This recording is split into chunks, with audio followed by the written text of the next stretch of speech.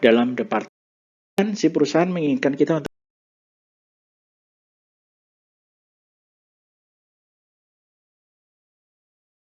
berapa. baru dikalikan dia dengan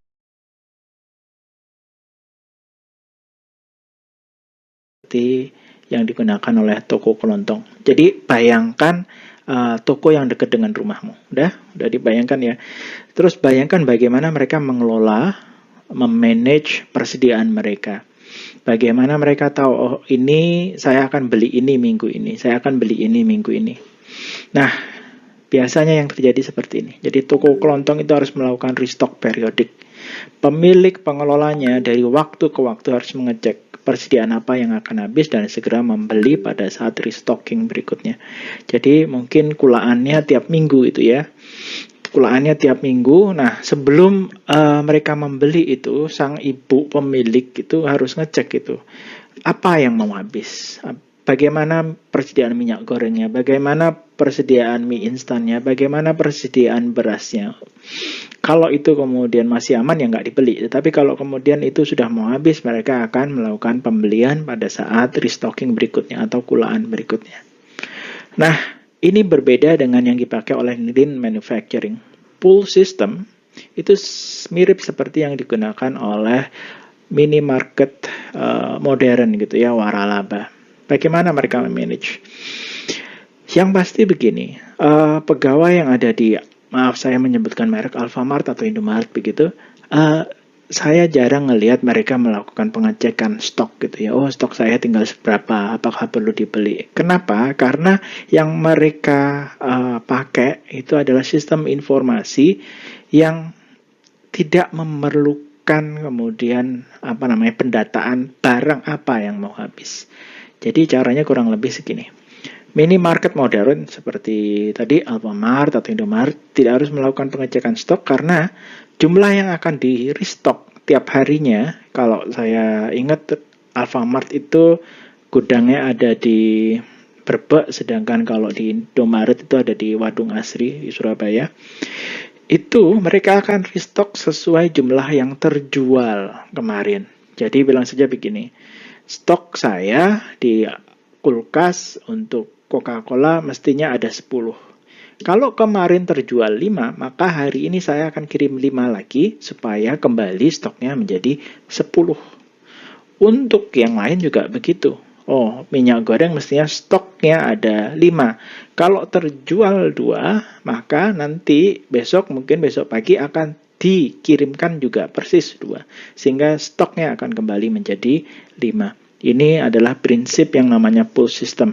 Pull system ini berapa restockingnya itu tergantung dari berapa yang terjual atau berapa yang dipesan oleh pelanggan. Bukan kemudian kita nyetok, kita kemudian punya persediaan, tetapi restockingnya itu tergantung pada penjualannya. Oke, kita akan membedakan antara traditional manufacturing dengan lean manufacturing kembali. Jadi kita akan membedakan push system dengan pull system. Jadi traditional manufacturing itu ibarat ya proses produksi biasa gitu ya, konvensional.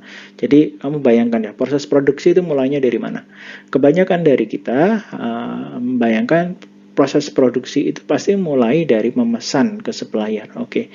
Jadi proses produksinya kemungkinan akan mulai dari memesan barang ke supplier. Setelah itu kemudian, contoh aja di situ saya memakai perusahaan yang memiliki 2 departemen produksi, departemen 1 dengan departemen 2. Gitu ya. Kalau sudah dipesan dari supplier, masukin gudang, sebagian dari bahan bakunya akan masuk ke departemen 1, sebagian akan tersisa di gudang. Nah, terus begitu juga dari departemen 1 selesai proses produksi masuk ke departemen 2. Selesai proses produksi masuk ke gudang barang jadi, dan hanya unit-unit yang terjual itu yang akan ditransfer ke distributor atau pelanggan kita. Ini kemudian ada permasalahan nanti yang timbul. Jadi bayangkan saja kemudian kita pesan 1000 unit bahan baku. Satu produk kita perlu 1 unit bahan baku untuk memudahkan ya. Nah, kita beli 1000. Dan kemudian kapasitas produksinya berbeda antara gudang dengan departemen 1 dan berbeda antara departemen 2 dengan departemen 1. Bilang saja yang masuk dari 1000 itu hanya 900. Dan kemudian dari 900 yang nantinya juga akan selesai di Departemen 1, yang bisa masuk ke Departemen 2 cuma 800. Dari 800 ini tentu saja penuh akan masuk ke gudang barang jadi. Tetapi saya yakin kalau kita punya barang jadi 800, tidak semuanya akan bisa terjual ludes. Bilang saja di sini yang dibeli oleh pelanggan 700. Nah, problemnya ada di mana? Kita lihat ada perbedaan kapasitas produksi tadi. Dan kemudian ini menimbulkan saldo atau persediaan akhir, baik di persediaan bahan baku di gudang, di Departemen 1 juga ada persediaan akhir, dan ada di gudang barang jadi. Ini menjadi problem, kenapa? Karena kemudian kita yakin, dan ini filosofi yang dimiliki oleh Toyota di Toyota Production System-nya. Kalau kamu tertarik dengan bahasan ini, kamu bisa cari itu bukunya Toyota Way. Dan di Toyota Way disebutkan bahwa Toyota itu memperlakukan persediaannya bagaikan orang. Kalau orangnya disuruh nunggu, ya ini ada nunggu 100 di gudang bahan baku, ada yang nunggu di Departemen 1, dan ada yang nunggu di barang jadi. Mereka akan protes. Dan Toyota percaya juga persediaan yang menunggu itu kualitasnya akan turun dari waktu ke waktu. Kamu bayangkan itu kemudian. Kalau ini 700 sudah terjual, kemudian mereka akan menjual batch berikutnya, bukan? Dan mereka akan menjual barang yang pernah menunggu di sini, di gudang barang jadi. Selanjutnya, kalau itu sudah habis, mereka akan menjual barang yang dulunya pernah menunggu di Departemen 1. Itu habis, ini mereka akan menjual yang bahan bakunya juga pernah menunggu. Dan ini menurut Toyota kualitasnya tidak akan bisa sebaik 700 unit yang dijual di awal ini, karena mereka sempat menunggu. Nah, untuk menghindari ini, bagaimana kemudian Toyota memproses atau melakukan proses produksinya? Starting point-nya tidak dari supplier, tapi dari, mudah-mudahan bisa menebak. Jadi kalau kita ngomongin push system, kalau kita lihat push system itu karena mulainya dari sini, memesan ke pelanggan, terus di push. Jadi arah panahnya begini. Sedangkan kalau pakai pull system, kita mulai dari distributor atau pelanggan. Mereka pesan berapa, jadi sistemnya itu tarik. Jadi begini mungkin saya bedakan. Ini sistemnya sistem tarik. Kita mulai dari sisi distributor pelanggan.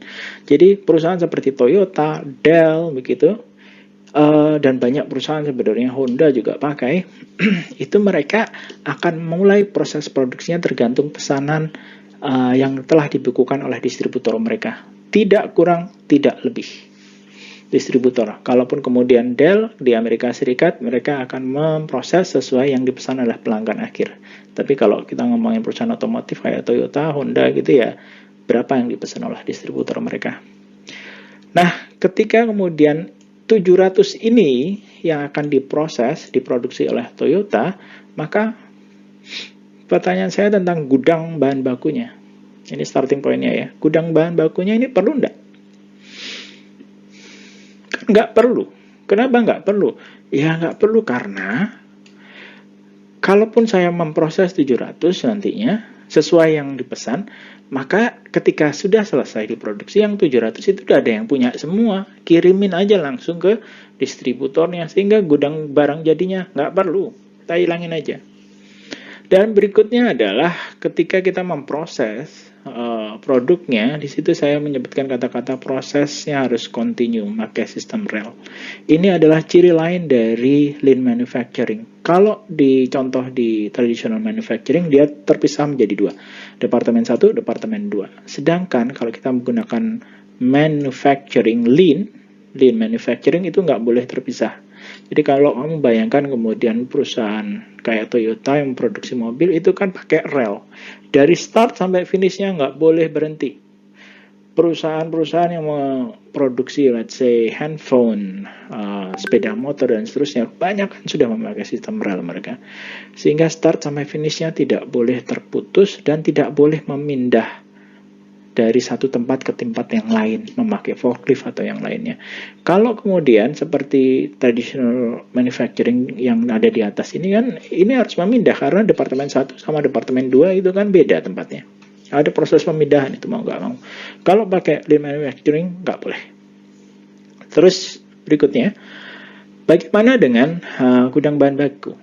Nah, gini, kalau kita ingat, kita memproses sesuai 700, sesuai pesanan. Maka, kalau kita punya kemudian sistem informasi terkoneksi dengan baik oleh supplier mereka, maka gudang bahan bakunya ini sebenarnya tidak diperlukan. Ya, 700 ini saja yang kemudian dipesan ke supplier kita.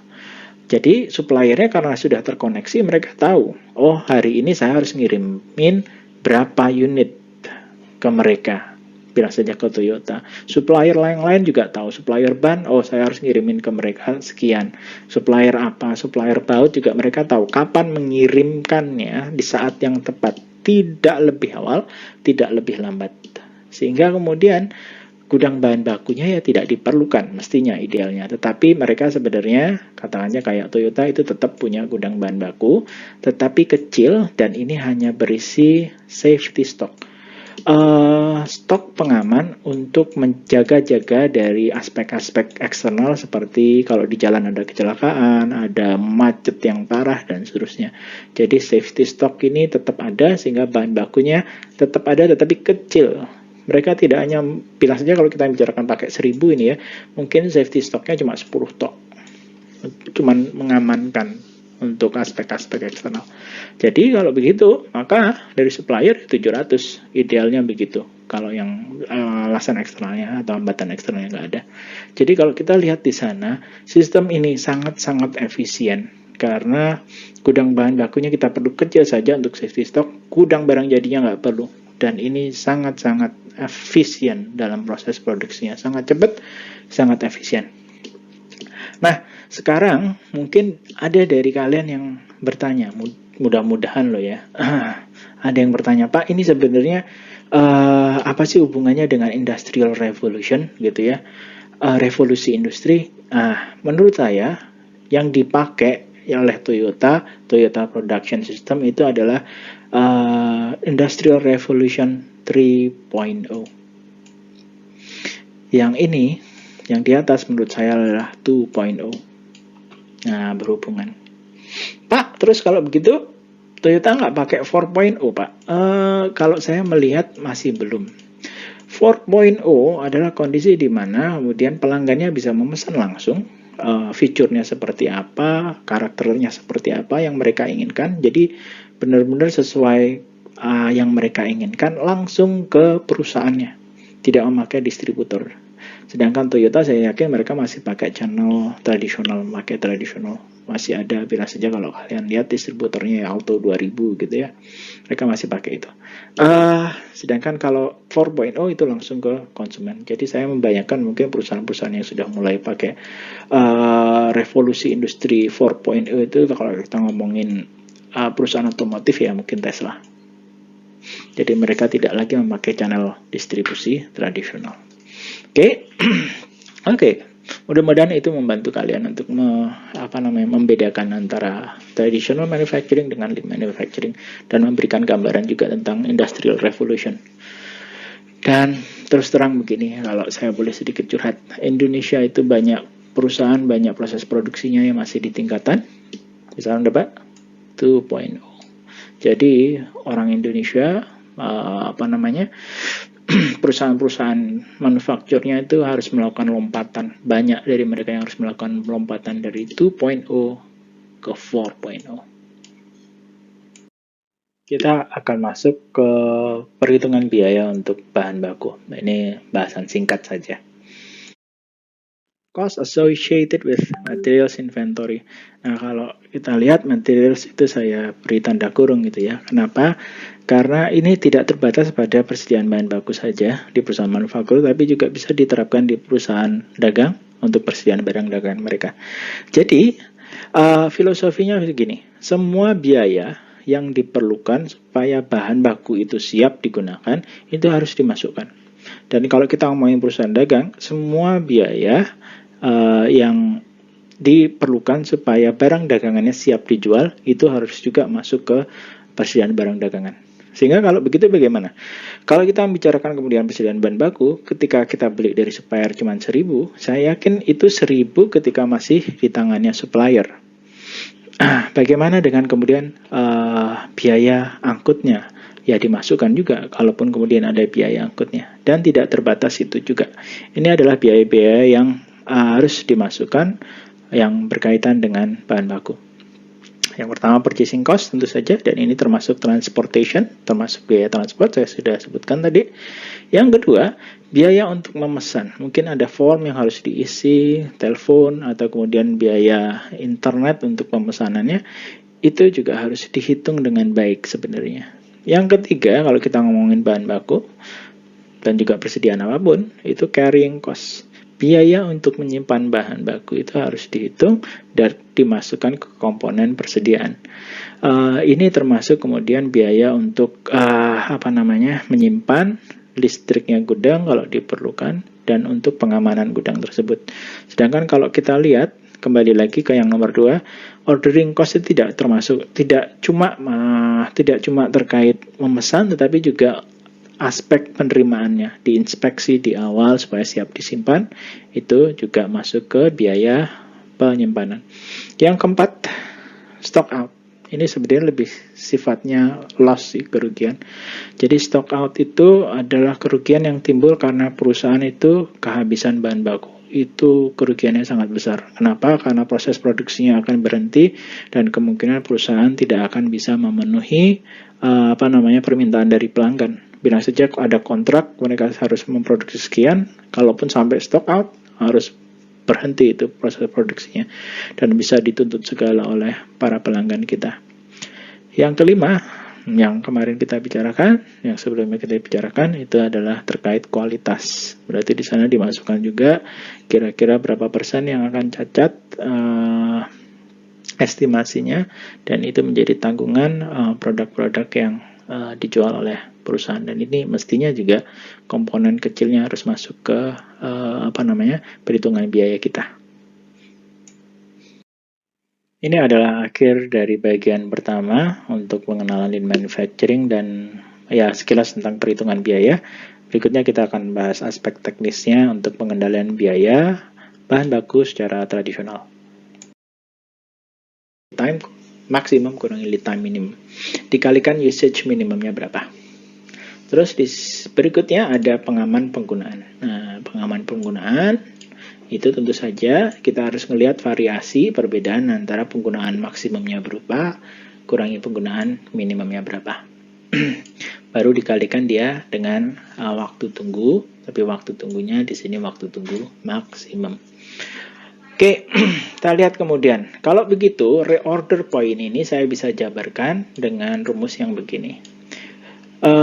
Yang pertama, tentu saja kita harus mengamankan penggunaan secara normal. Jadi ini adalah yang kita namakan sebagai normal usage, penggunaan normal, penggunaan minimum. Terus kemudian yang ini, di bawah ini, yang harus ditambahkan juga, ini adalah safety stock. Lead time maksimum, lead time minimum, kalikan usage minimum. Terus yang ini adalah pengaman yang penggunaan, usage maksimum, kurangi usage minimum, kalikan lead time. Jadi ini yang akan kita pakai untuk ilustrasi kasus berikutnya. Oke, yuk kita lihat ilustrasi kasusnya. Di situ ada sebuah perusahaan, Chisa Kotegawa, yang selama setahun mereka memerlukan bahan baku atau sebuah komponen bahan baku sebanyak 2.500. Nah, 2.500 unit bahan baku setiap tahunnya, dan setiap unitnya itu $2. Terus with no quantity discount available. Jadi mereka membeli sudah dapat diskon gitu untuk per unit sehingga tidak ada diskon tambahan apabila beli banyak. The carrying cost is 0.2 per unit. Jadi kalau kita lihat di sini kita dapat C, carrying cost-nya per unitnya sudah dapat. Dan cost to place an order is $10. Jadi kita di sini juga mendapatkan CO, biaya untuk order tiap kali mereka harus mengorder itu $10. Terus kita juga diberikan informasi berikutnya, daily usage fluctuates from 5 to 9. Jadi di sini 5 ini adalah usage minimum dan 9 ini adalah usage maximum. Delivery lead time. Jadi kalau kita ngomongin waktu tunggu untuk mengirim, bahan bakunya dari supplier kita ranging from 1 to 2 days. Jadi ini adalah lead time minimum dan 2 days itu paling lambat kalau macet. Kita diminta untuk apa saja ini? Yang pertama, calculate ordering cost and carrying cost if CISA order 500 units. Jadi kita diminta kalau ordering cost sama carrying cost-nya totalnya berapa sih kalau CISA milih setiap kali mereka order itu 500. Yang kedua, calculate ordering cost and carrying cost if CISA order 2,500 units each time it place an order. Sekarang beda. Kalau tadi 500 setiap kali mereka beli, untuk yang instruksi yang kedua kita diminta untuk ngitung ordering dan carrying cost kalau seandai-andai si CISA ini memilih, oke, saya order 2.500, berarti setahun sekali aja itu ordernya. Berapa itu ordering sama carrying cost? Yang ketiga, kita diminta untuk menghitung EO key saat paling optimum tadi, berapa EO key-nya. Terus kita diminta untuk menghitung ordering cost and carrying cost under EO key. Jadi ini kita hitung dulu nanti, baru kemudian resultnya kita akan masukkan di sana. Yang kelima, kita diminta untuk menghitung safety stock, dan terakhir kita diminta untuk menghitung reordering point-nya. Jadi order point-nya atau reordering point-nya itu di berapa. Oke, kita kerjakan. Yang pertama kali kita harus lakukan untuk mengerjakan kasus yang tadi adalah melakukan identifikasi angka-angka yang atau informasi yang sudah diberikan. Kalau kita ingat tadi ada required unit, ada biaya penyimpanan per unit, ada biaya order per unit, terus ada aspek usage dan aspek lead time.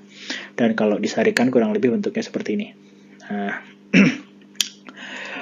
kalau kita lihat di situ kita sudah diberikan required units 2.500, carrying cost per unitnya sudah ada, terus cost to ordernya juga sudah ada. Nah, di sini saya kemudian akan garis bawahi. Ini adalah yang kita butuhkan untuk menghitung aspek quantity, dan yang ini adalah aspek yang kita butuhkan untuk menghitung faktor time nanti. Nah, di sini kemudian sudah diberikan juga rumusnya, ordering cost RU dibagi Q kalikan CU, carrying cost-nya Q dibagi 2 kalikan C. Nah, kalau kita ingat instruksi pertama adalah tolong hitung carrying dan ordering cost CISA apabila mereka memutuskan untuk oke, saya tiap kali beli itu 100 unit. Maka ketika kita masukkan angka-angkanya ke dalam rumus, kurang lebih perhitungannya seperti ini. Nah, ordering cost-nya RU dibagi Q kalikan CU. RU-nya 2.500 dibagi Q-nya 100, terus CO-nya per unit 10 tiap kali order. Nah, kalau kita lihat di sini 2.500 dibagi 100 itu kita dapat 25. Tadi saya sudah sebutkan 25 ini sebenarnya menunjukkan frekuensi atau berapa kali perusahaan itu pesan. Tiap kali mereka pesan. Ternyata untuk 1 tahun mereka berapa kali pesan. Kalau 100 tiap kali pesan dan kebutuhan kita 2.500, mereka harus memesan sebanyak 25 kali pemesanan. Setiap pemesanan 10, maka biaya pemesanannya yang diperlukan untuk menginspeksi, memesan dan sebagainya itu totalnya adalah 250 selama setahun. Di sisi lain carrying cost Q dibagi 2 kalikan C. Q ini setiap kali mereka pesan, jadi kalau datang itu 100, tapi nanti kan gudang itu akan dipakai juga habis. Terus yang mana? Yang enggak kedua-duanya kita average kan. 100 dibagi 2 dikalikan biaya penyimpanan per unit 0.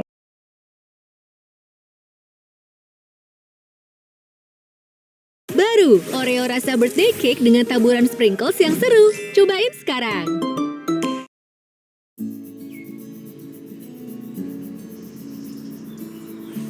Namanya buka. Assalamualaikum warahmatullahi wabarakatuh. Selamat pagi.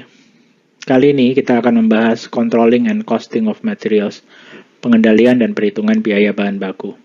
Videonya akan dibagi menjadi 2. Video bagian pertama akan lebih fokus pada mengenal yang namanya lean manufacturing dan perhitungan biaya bahan baku. Sedangkan nanti di video bagian kedua kita akan lebih rinci membahas tentang pengendalian bahan baku tradisional. Learning objectives-nya saya sarikan menjadi 3 saja. Yang pertama, kita akan mulai berkenalan dengan yang namanya Lean Manufacturing dan membedakannya dengan berfokus ke kami lakukan full system. Dan banyak perusahaan sebenarnya, Honda juga pakai, itu mereka akan mulai proses produksinya tergantung pesanan yang telah dibukukan oleh distributor mereka. Tidak kurang, tidak lebih. Distributor. Kalaupun kemudian Dell di Amerika Serikat, mereka akan memproses sesuai yang dipesan oleh pelanggan akhir.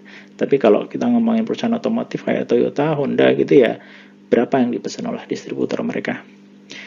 Nah, ketika kemudian 700 ini yang akan diproses, diproduksi oleh Toyota, maka pertanyaan saya tentang gudang bahan bakunya.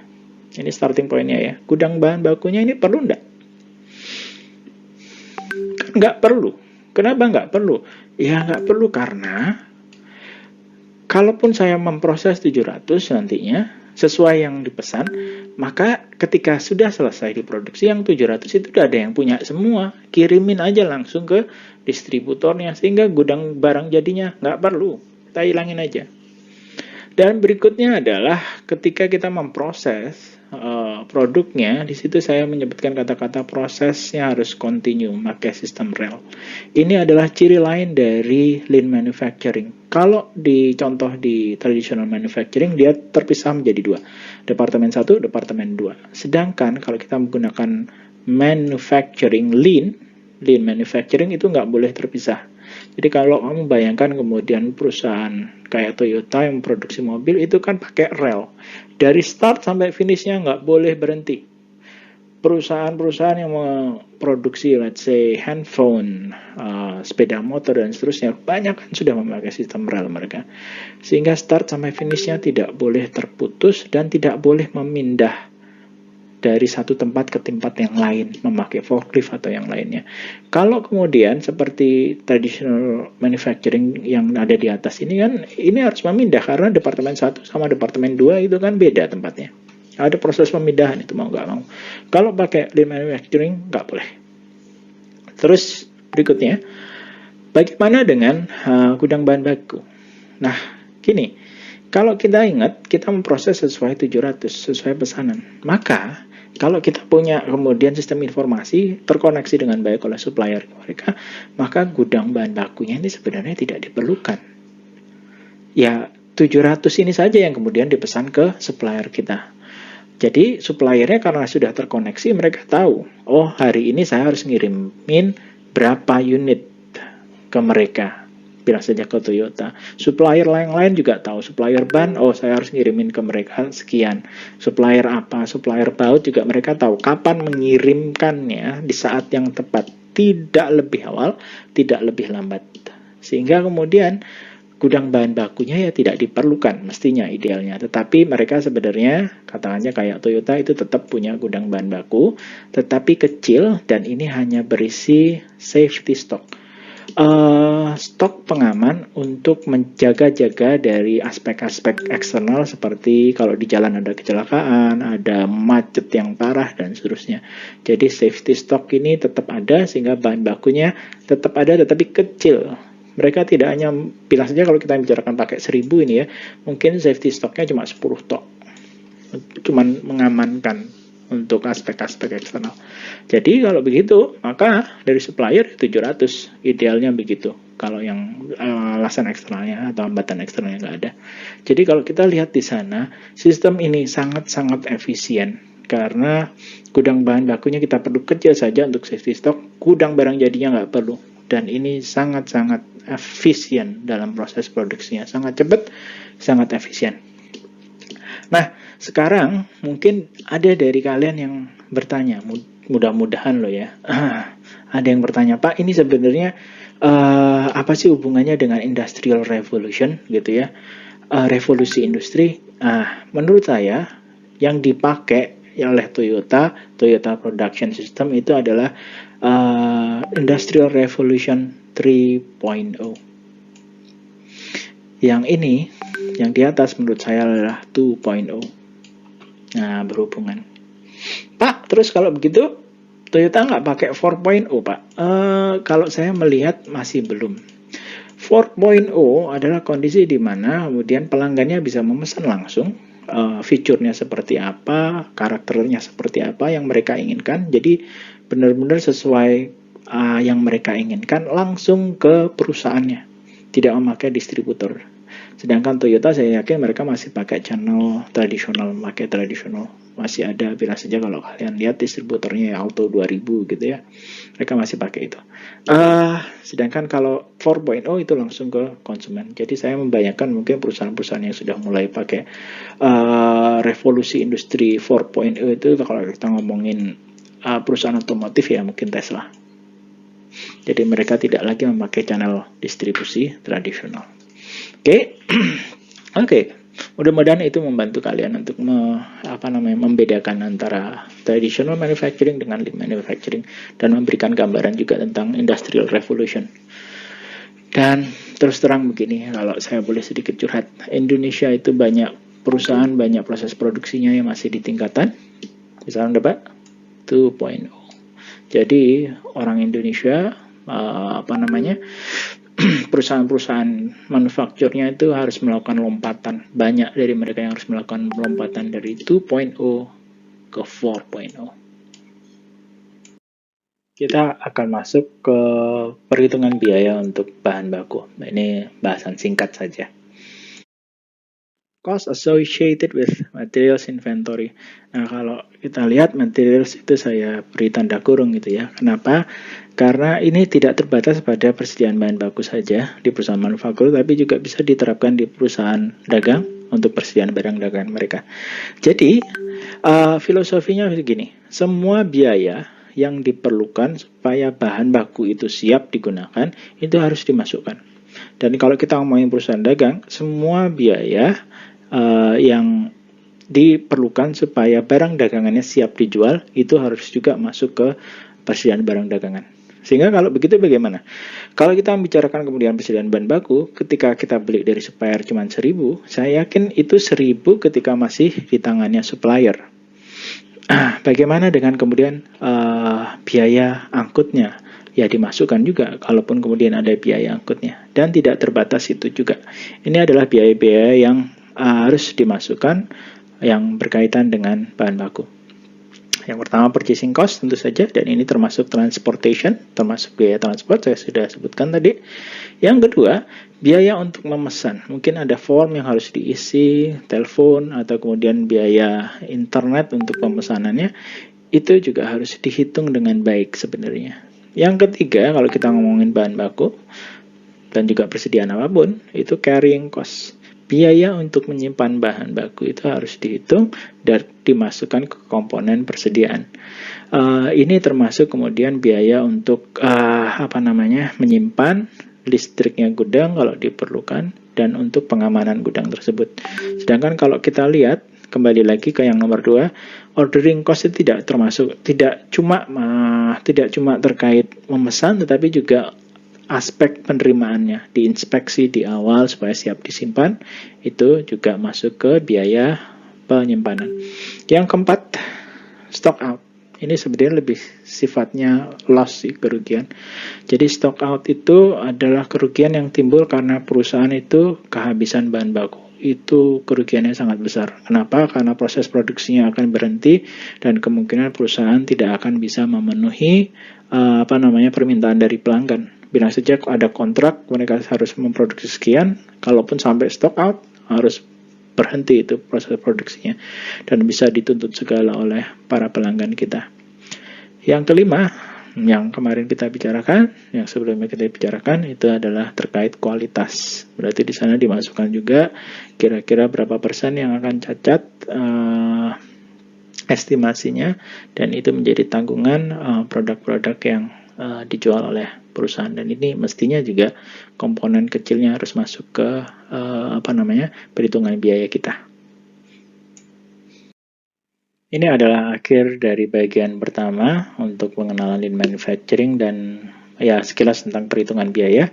Berikutnya kita akan bahas aspek teknisnya untuk pengendalian biaya bahan baku secara tradisional. Totalnya adalah 250 selama setahun. Di sisi lain, carrying cost, Q dibagi 2 kalikan C.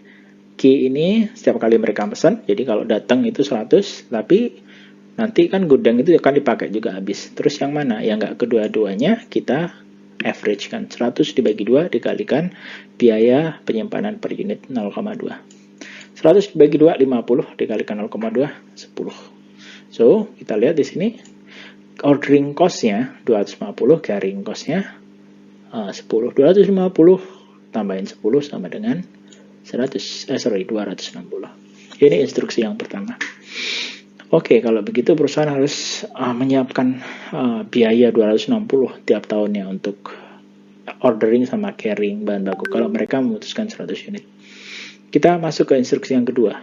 Tolong hitung tadi instruksinya ordering sama carrying cost. Kalau Cisa memilih untuk saya mesennya sekali aja deh setahun, langsung 2.500 kebutuhan saya selama setahun.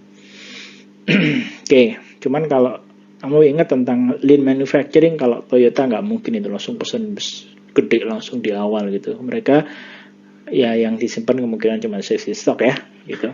Jadi ini sangat tidak lean gitu ya. Instruksi 2, pesan 2.500. Nah, kurang lebih cara yang tadi kita ulang. Nah, itu dia jawabannya. Kalau kita lihat sekarang, ordering cost-nya karena cuma sekali di sini, frekuensinya sekali tok dikalikan 10, maka ordering cost-nya selama setahun ya cuma 10, sekali aja pesan. Tetapi isi gudangnya yang tadi rata-ratanya cuma 50, sekarang 2.500 dibagi 2, maka isi gudangnya akan membesar. Mereka harus siap menyimpan rata-rata 1.250. 1.250 dikalikan 0,2 itu adalah 250. Nah, kalau kita lihat, lah ini juga sama ini. Kalau saya tidak salah hitung ya. 10 tambah 250 sama dengan 260. Loh, kok sama, Pak? Iya, tapi ada yang menarik di sini kalau kita cermati secara mendalam. Kalau saya rendah yang saya pesan, setiap kali pesan cuma 100 gitu ya, ordering cost-nya tinggi. Tetapi kalau saya orderingnya langsung 2.500, ini rendah. Nah, kita lihat ini versuskan coba. Tapi di sisi lain, kalau kemudian saya pesannya dikit, carrying cost-nya saya rendah. Di sisi lain, kalau saya pesannya langsung banyak, dia menjadi tinggi. Ini yang kita namakan trade-off. Trade-off itu berarti, kalau kemudian saya pesannya sedikit, ordering cost-nya yang tinggi, carrying cost-nya rendah.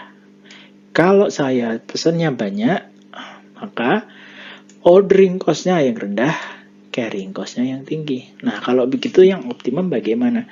Di sinilah letak kemudian letak EOQ. EOQ itu adalah rumus untuk menghitung supaya ordering cost sama carrying cost sama. Jadi pada saat mereka sama, ketemu di tengah-tengah, inilah yang sebenarnya biaya ordering cost and carrying cost yang paling optimal.